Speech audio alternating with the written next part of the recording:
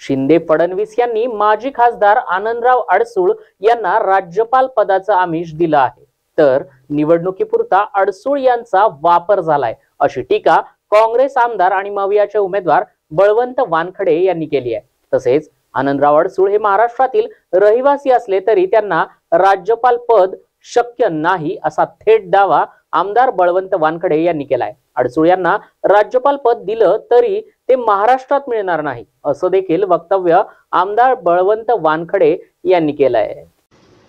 अडसूळ साहेबांना जे लोकसभेचं तिकीट दिलं गेलं नाही त्याबद्दल शिंदे फडणवीस यांनी त्यांना राज्यपाल पदाचं जे आमिष दिलं ते मला नाही वाटत की ते शक्य आहे आणि निवडणुकीपुरता त्यांचा वापर हा निश्चित झालेला आहे। त्यांना कदाचित राज्यपालपद हे दिलं जाणार नाही।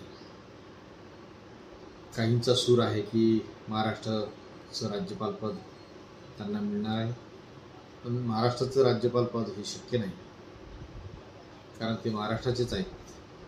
त्यामुळे महाराष्ट्र सोडून दुसरीकडे पुढं झालंच तर शक्य झालंच तर ते होईल, अन्यथा होणार नाही।